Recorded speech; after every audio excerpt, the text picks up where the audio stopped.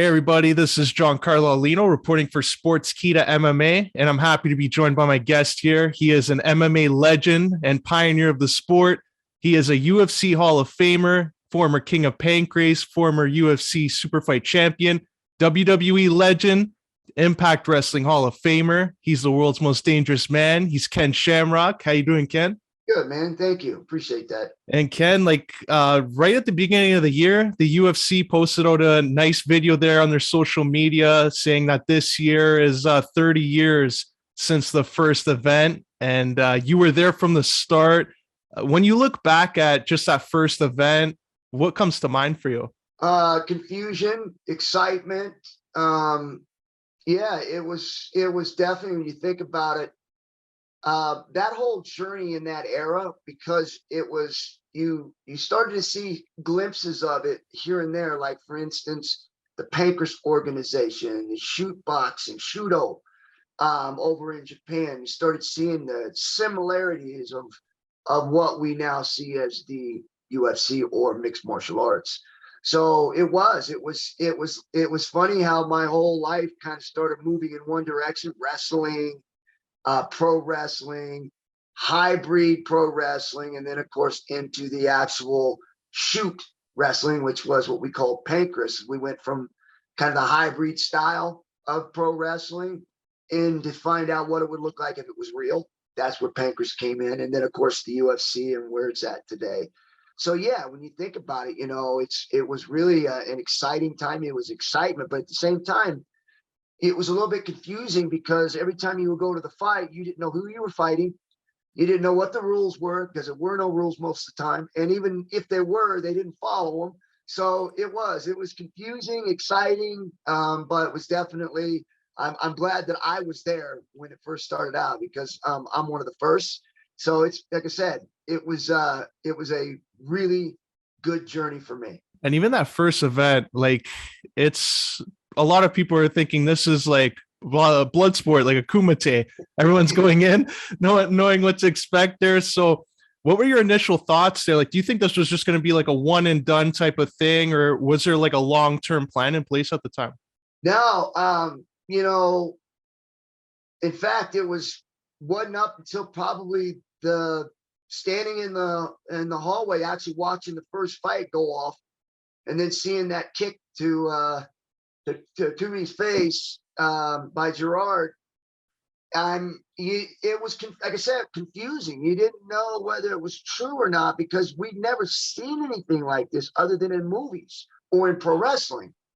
And so yeah, it was hard to really even train for something like that, because there's no place to train for something like that except go out on the street and fight somebody a couple times and get ready for it. But it was, yeah, standing there just before the first fight went on, I think was something that everybody was wondering what it would look like. Fighters, fans had no idea what they were going to see, and the fighters themselves had no idea what they were actually into, because we'd never done anything like this before other than getting into street fights.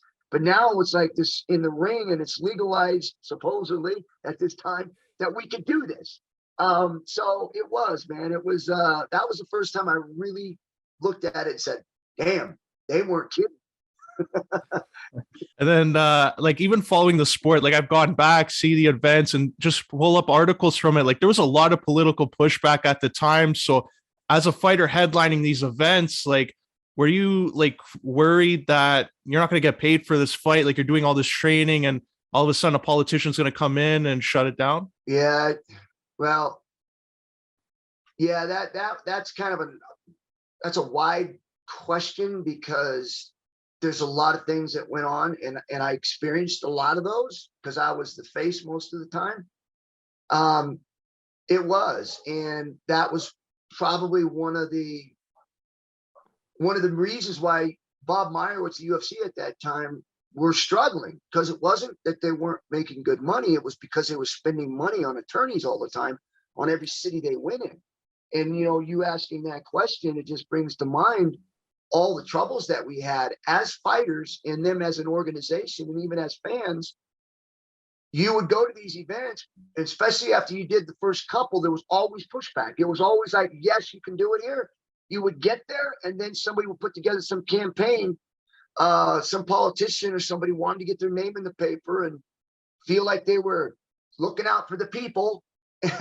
and so they would get pushback even after Bob and all these guys had already gone down there, signed the contracts. They could do it there for the event, bring money in for the city, create some jobs during that weekend.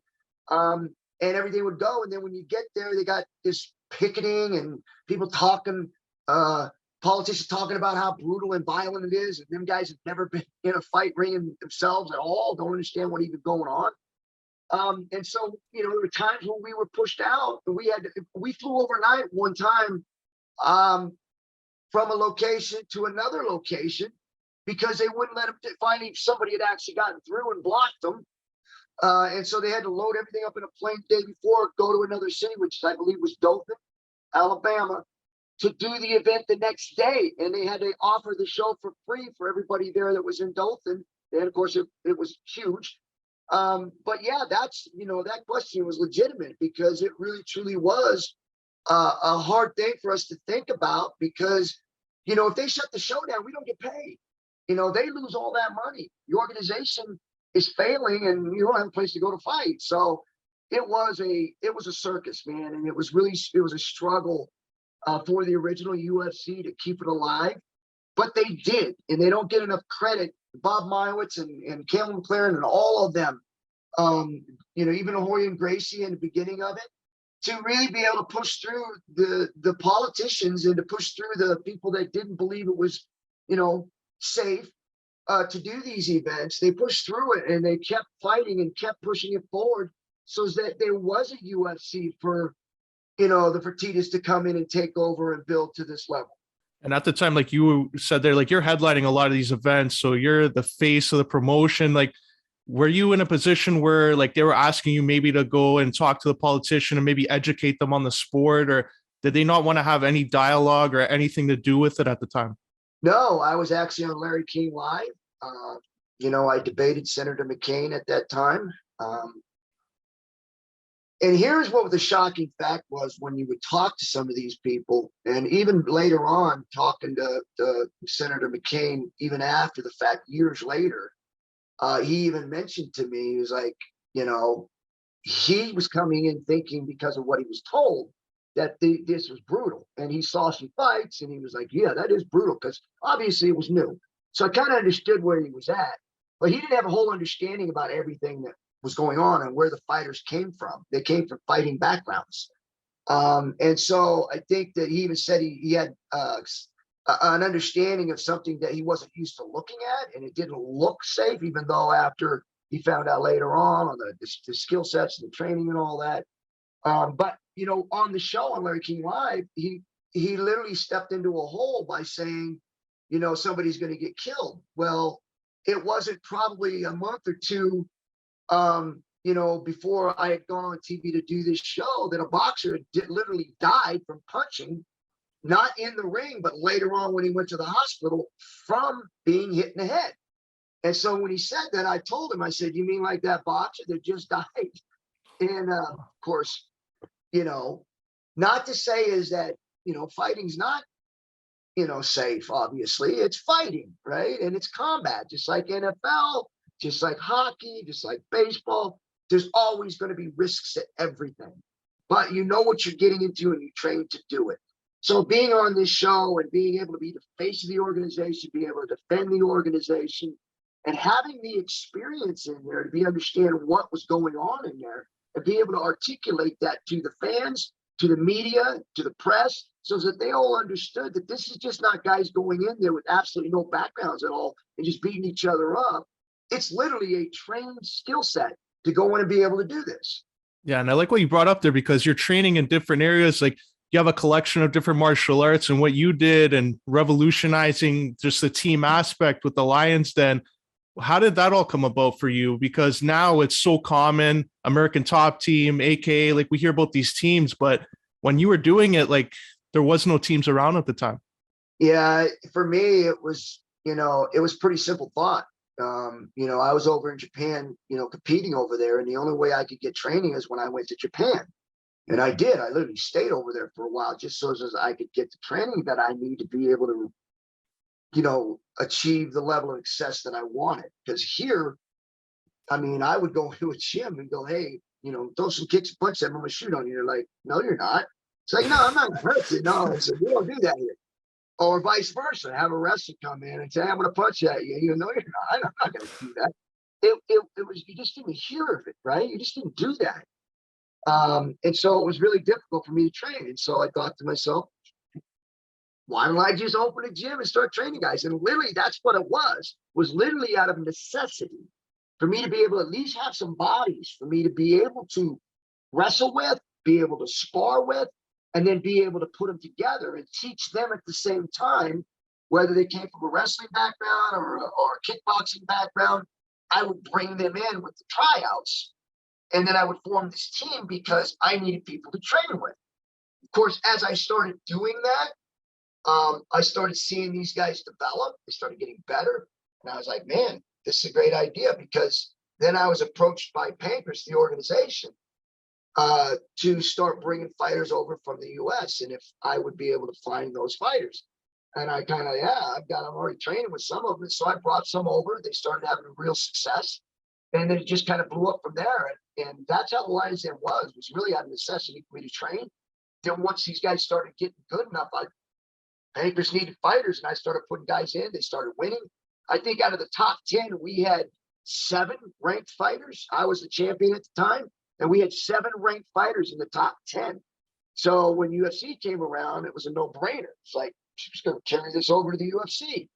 Yeah, and it's also like you being the leader of the team there, and just a collection of fighters that all were world-class fighters and top ranked, like you were just mentioning there, they all became champions, some of them. So how is it as a leader to make sure that, you know, everyone checks their ego at the door and just have that environment of a team first, like everyone going for the Lions Den first before their ultimate goal? And like, as a leader, like, how did you manage that in your training sessions? Well, for me, it isn't about words. It's not about proclaiming yourself as a leader. I did everything, you know, hands-on. I mean, it wasn't about organizing and doing this. I would go in there and I would roll with guys, and I would just be real tough on them. And as they got better, they would defend more. Of course, I'd teach them along the way as I was going, but it was all hands-on. And I think if especially the way that we did it with the tryouts, and you had to, you know, do a certain thing in order to be tough to be able to stay in the Lions Den, because we couldn't have people in there that needed to be you put kid gloves on with, right? We just didn't have that environment. You had to be a tough guy, and that's why the tryouts were there. And then as training would go on every day, everybody in there were tough, hardcore dudes. And so you imagine training 360 days a year with a group of guys like that. You could only get better as a fighter and go into a ring having absolutely no doubt that you're tough enough to go with anybody. Yeah, and just even on that too, like towards the middle part of the 90s, like there's a shift there, and you get an offer from a pro wrestling company. It's a WWE. Like, how did that all come about? Was that like a long-term play there? Like, did you see the UFC, the writing was on the wall that they weren't going to be able to be financially set, or was it just financial at the time that you had to get that offer and take that risk on yourself? Yeah, there's a lot of things involved during, especially at that time. It was a lot of shift going on in my life. You know, I had a training facility for the fighters. There was 3 different buildings. They had a building for kickboxing, had a building for weight training, strength and conditioning. We had a building with just mats for the grappling part of it. Those 3 things there. Then I had a group home for kids, for at-risk kids. Because of where I came from, I felt like I needed to give back and be able to, you know, turn around and pay it back, because someone turned around and helped me, and I was an aggressive kid, and look where I'm at. So I felt like it was an opportunity to be able to turn around and go, hey, let me grab some of these kids and try to help them along their way and to try to achieve some of their dreams. And so I You know, that was a financial thing I had to take care of. And then, of course, I had my own family, and then I had the fighter's house. So these were all things that were on me that I had to take care of. And so fighting in the UFC, fighting over in Japan, everything was fine. But then I had to make a decision on whether or not I was going to fight Japan or UFC, because it was too much going on. I was fighting. Sometimes I was fighting 3 times, 4 times in 1 month because of the way some of the things were set up with the UFC and, of course, then Japan. So I had to make a decision. I went with UFC, and then when I got there, I was all in on that, the training, all the fighters. I still had guys going to Japan. I was the face of the UFC now. And so my long-term goal was to hang with the UFC. I loved that style of fighting. But then it got to a point where we had an agreement that once my contract was up for that year, because I was leaving, you know, pancrase, and I was going into the UFC, that I would make so much money because I had built this environment. And there were not just me involved, but it was family, fighters, kids, at-risk kids. There was a lot involved that I was responsible for. And so I made sure that, or at least I thought I did, that I would be able to take care of all these things and my obligations and still do what I love to do, which is fight. Well, you know, because of the situation UFC was in during that time, they were constantly in and out of court all the time. And I told you about having to, you know, pick up from one state and then move to another state because they got pushed out. And so it seemed like every single city they were going to, they had to go to court. Even though they had already done all the legal paperwork to bring it into the state, there was always pushback no matter what. Of course, that was expensive. And so when it came time for me to re-up my contract and get the money I needed to be able to keep moving forward with me being able to do what I love to do, and then take care of the obligations that I had built. And unfortunately, when that contract was due up, they weren't able to give me the money I needed. And that was a problem, because if I couldn't get a certain amount of money, meant that I had to make a choice.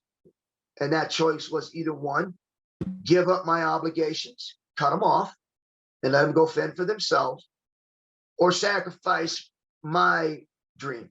Even though I'd already achieved it, I was successful, I'd have to step away and do something else for a time being until I can get things back on track and go back into what I love doing.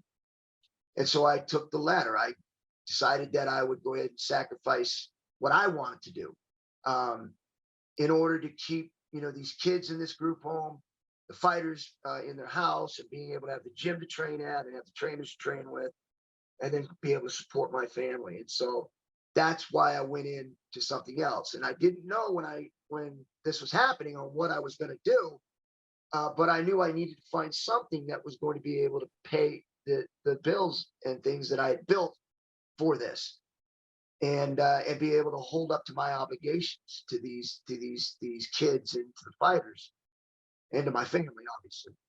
And so when WWF came up, I talked to WWF, I talked to WCW, to Japan, a lot of different feelers went out. And I didn't have to wait long, because Vince stepped right up and immediately put a meeting together and flew me out. I forget what it was. I think it was in Connecticut, if I'm not mistaken. And sat me down and showed me everything they wanted to do.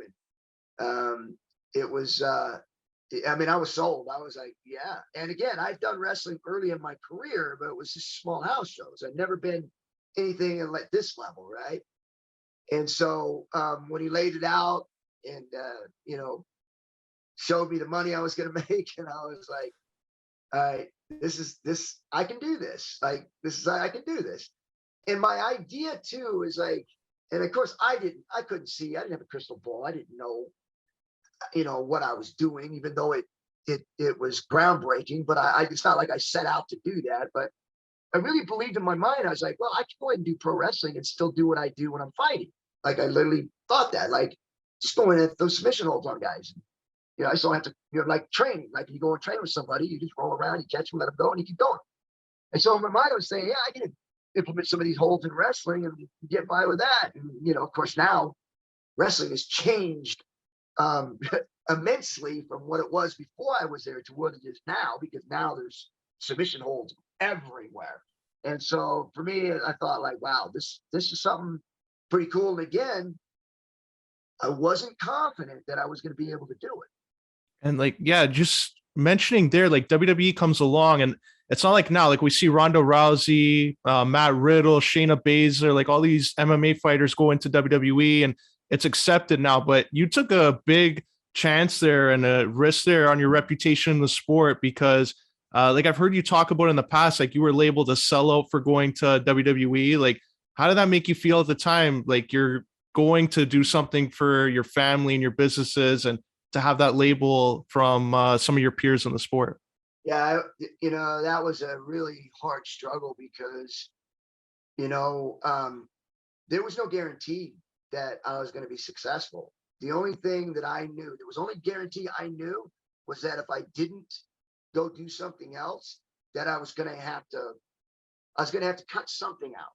I wasn't going to be able to live the lifestyle I needed to and be able to keep everything going that I built. And so that, like I said, I chose to, it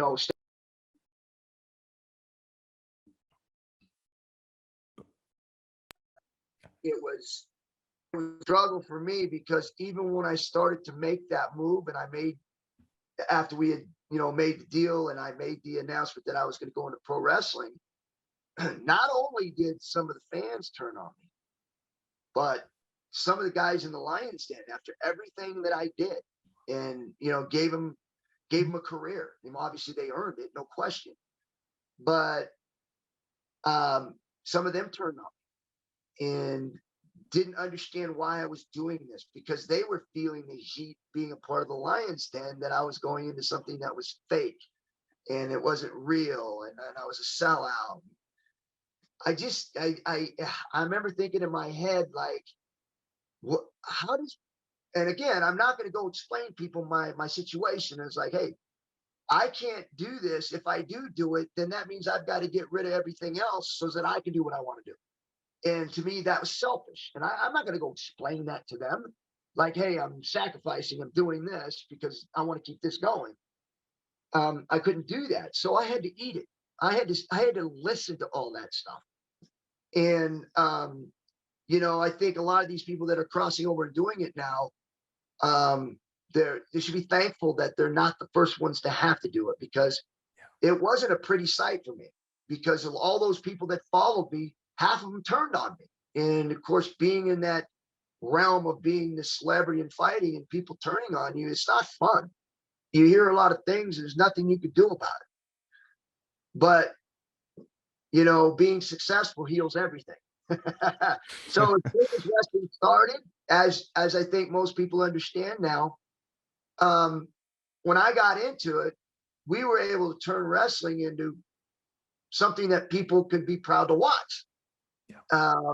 It became this attitude era, and people started to think it was cool, and pretty soon it blew up. And thank goodness, because it could have turned out much differently, and I could have got squashed, and then there would be no coming back from that. Other than my accomplishments, you can't take those away, but they wouldn't be as regarded as much as they are now because of the success. And I thought I was able to be very successful in wrestling, even though I thought there was a lot more we could have done. Unfortunately, it didn't happen. But I felt like I represented wrestling well, and I represented the MMA world well. Yeah, definitely. And I still even like those rivalries with The Rock that you had, those matches at the Royal Rumble, WrestleMania, just the whole thing with the chair to the head. I know a lot of people talk about that.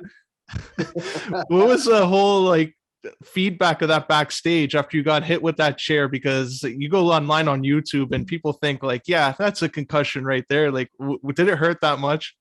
And people look at it and they're just like, man, there's no way that didn't hurt. And I just don't know what to say, because no matter what I tell them, they're not going to believe me. And it's like, I hardly felt it. I mean, I know it sounded bad and it hit, boom, but man, I'm a fighter.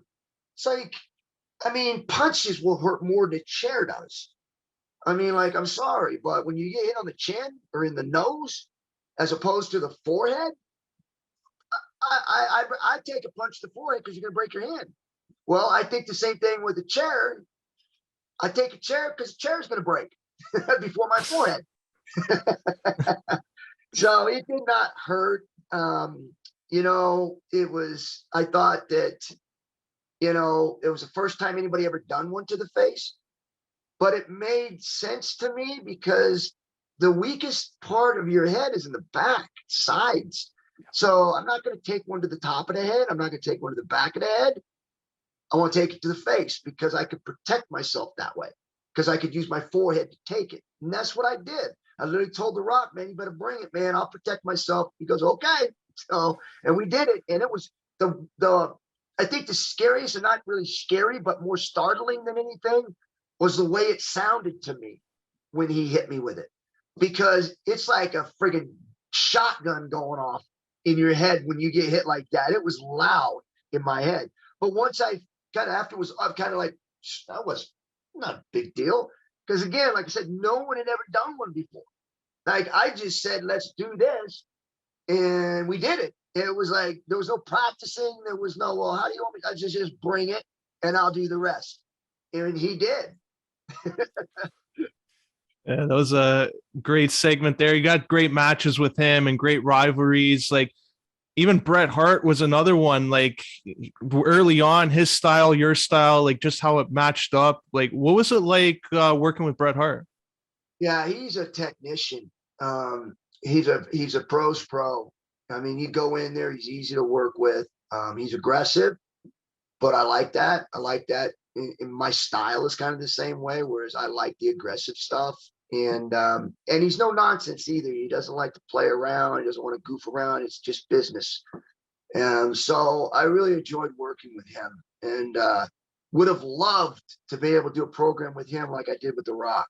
Definitely would have been memorable there. And just even your popularity in that Attitude Era, I think it grew because like more people are watching WWE at the time. The ratings were crazy for both Raw and Monday Night Nitro. And you go back after the MMA, and eventually in 2002, it leads you on there. You're in your late 30s and you're coming up against Tito Ortiz, who's a light heavyweight champion in the UFC.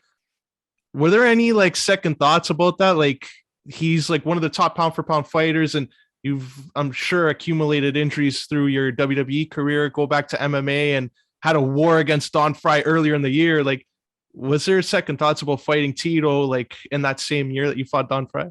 No, I mean, yeah, I wouldn't say doubts about doing the fight, more doubts about my abilities, right? Of being able to go and do what I needed to do.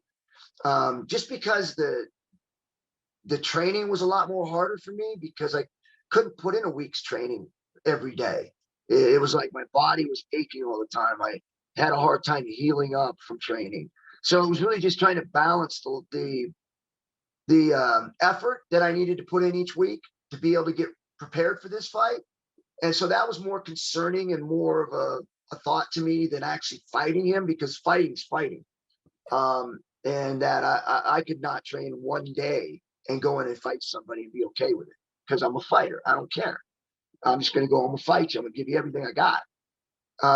But it does, you know, and you really don't know it until you actually go through it as a fighter, especially when you're successful and you're literally the top guy in the world, which is what I was at one time, and then being able to be brought back down again.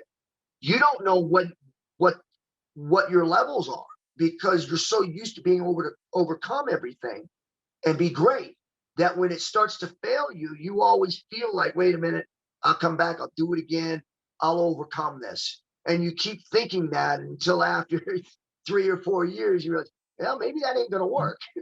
Maybe I just can't overcome this. Like, just even like fast forwarding too, because the years go on and you're still competing. You're a veteran in the sport at the time, in your 40s competing, even 50s when you're in Bellator. Did you like pay too much attention to the negative feedback that some people would give just because like they see your age and they see you fight? Or Do you think now it's different when you see guys like Anderson Silva and just guys that fight a little bit after they leave the UFC? Like, do you think it's changed in some aspect? I don't know. What I will say on that is that, everybody's going to be different when it comes to someone going, okay, I'm done. You look like George St. Pierre. He went away on top.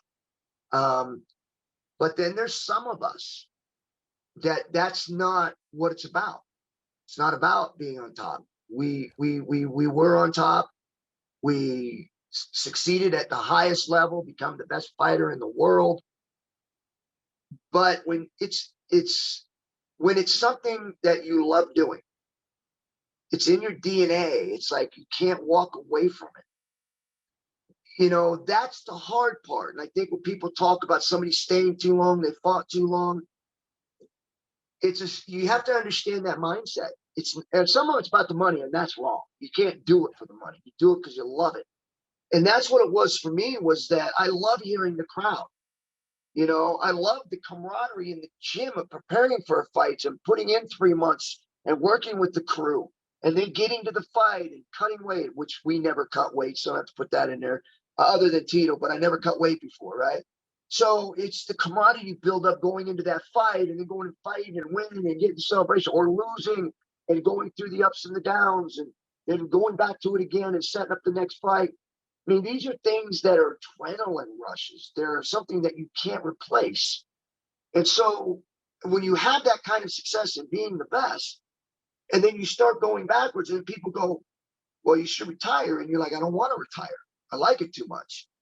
And then you think in your head, and my mindset was like, I'm going to keep doing this until I know that I can't do it anymore, until it's over, until I realize I have to know it. I have to know it. And so I kept fighting, but I wasn't fighting for rankings either. I wasn't fighting in the UFC. I wasn't trying to be the best fighter in the world. I was doing fights that made me happy, that made me feel like I was still competitive.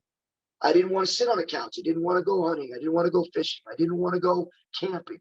I didn't want to go do retirements doing something. If somebody asked me, what do you want to do when you retire? Well, fight.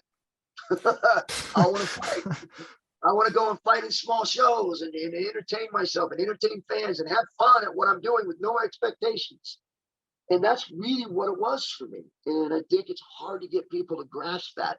It's like somebody that has a job that they really love, or maybe even they help build and they want to keep working, but yet the company forces them out because they say they're too old. And it's like, wait a minute, I helped build this company. You're going to kick me out? So you're not going to let me be a part of it? That's what it was. It's like I wanted to stay involved in fighting because I loved fighting. I loved doing it. I loved training for it. And unfortunately, as you get older and older and older, it's just not possible. But I had to know that. I had to be the one to say, okay, time is now. And I did. Yeah. And I commend you for that, because I think now that you're transitioning into another phase of fighting, it also shows that once you're done your career, you can do other things in fighting, and you're promoting now, Valor BK. And I know bare knuckle boxing, it's kind of like something maybe what UFC was earlier. It has a negative stigma at times, but if you just go watch a hockey game and a fight breaks out on the ice, people lose their minds and they're all into it. So what was it about bare knuckle boxing that drew you to it, other than maybe being a promoter in MMA? Yeah, I tell you, it was probably the early UFCs, when it was bare knuckle. There was no rules, and you go in there and you fight. And to me, I never really felt anything like that in combat. Like in the pancrase organization, when it was open hand strikes, in the UFC, when they put gloves on guys and we started fighting there, none of it had that same feel as that bare knuckle.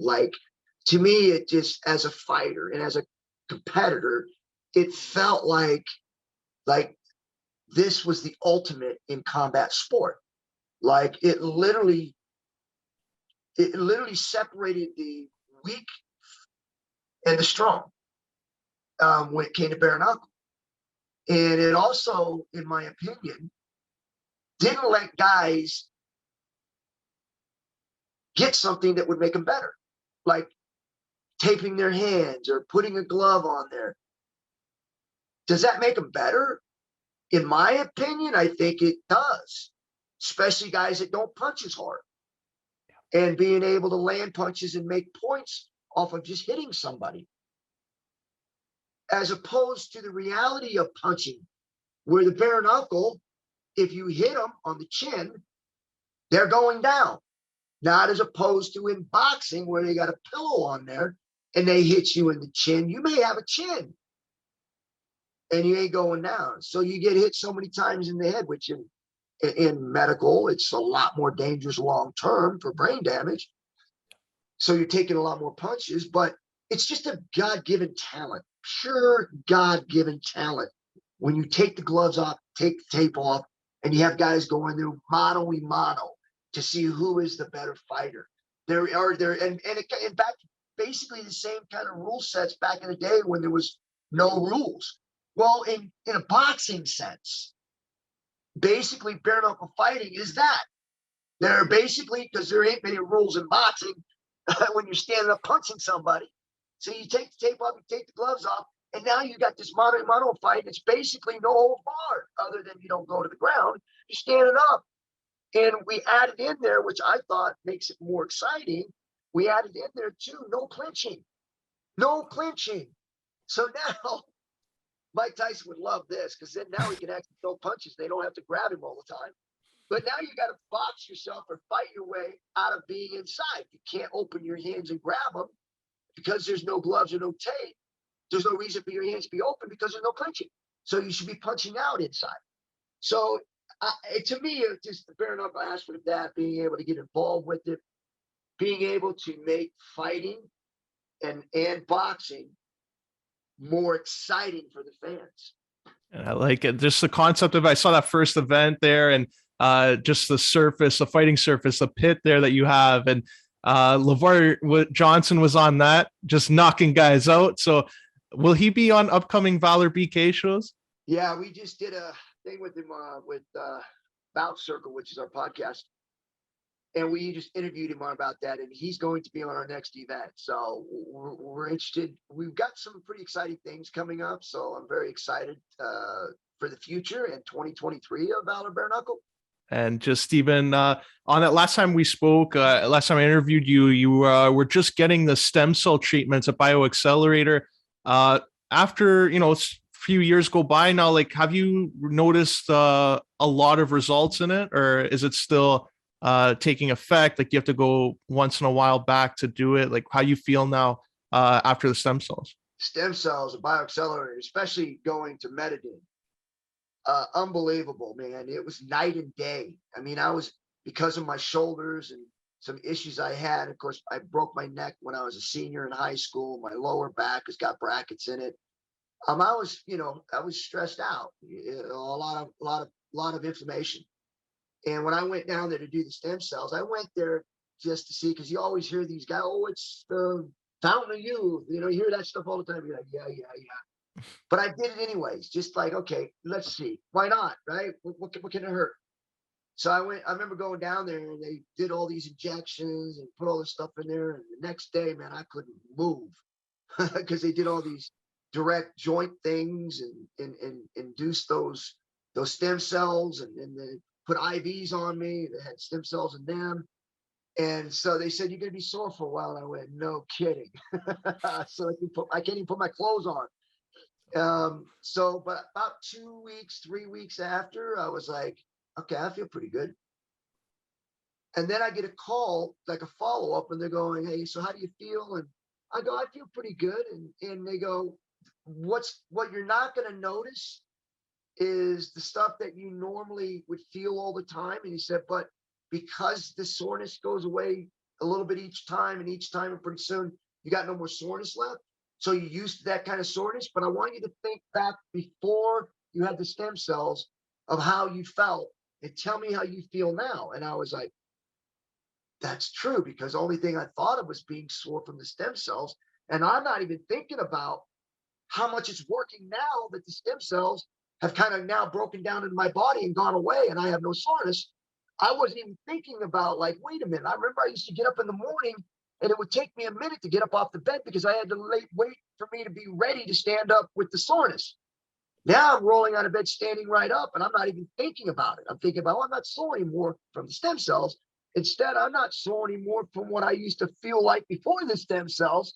And I didn't think about that because it's a gradual process of all that inflammation and soreness going away, even the ones you had before you had the injections.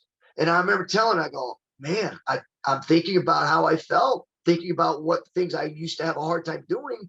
And now all of a sudden I'm starting to go like, I can do this now, thinking that the stem cell things went away. So I feel better now, but I didn't think about what we were thinking about prior to me getting those stem cells. I was like, man, this is amazing. I was like, I don't have that soreness anymore. In the morning I get up, I said, I'm not cracking and popping. I was like, this is amazing. And I keep telling people every time they ask about it. And I've had people that have inquired, and I told them, I says, I know you hear it all the time, man. I said, if you ever want to get anything close to the fountain of youth, this is it. But you can't do it here, as far as I know, in the States, because they have regulations and requirements, and you never get enough for it to really affect you as an athlete.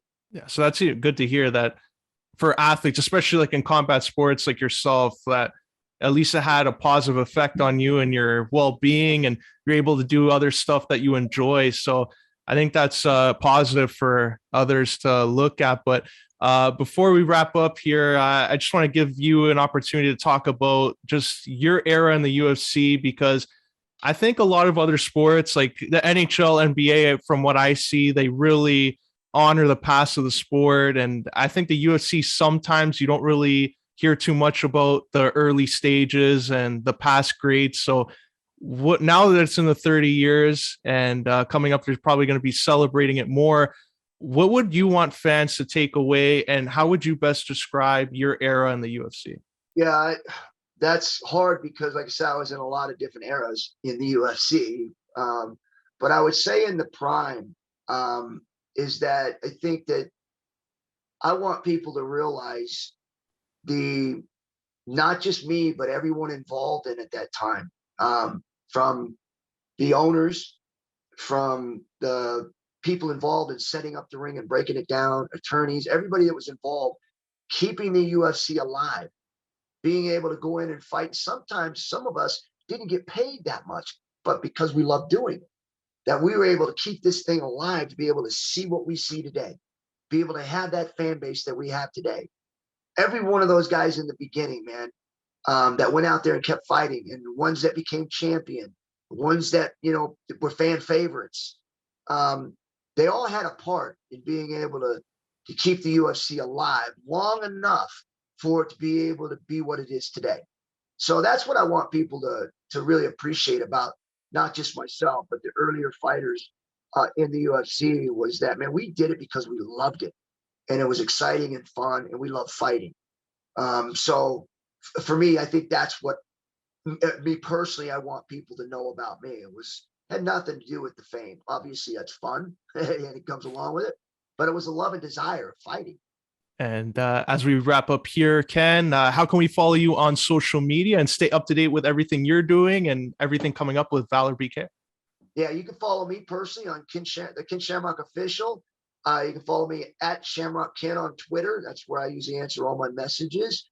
You can go to valorbk.com for our bare knuckle information, man. So you can go there and check it out. Also, too, on Instagram, you can also go there. There's a lot of information on there, and it's Valor. On Instagram, it's Valor. So look forward to seeing everybody on there, man. Appreciate you.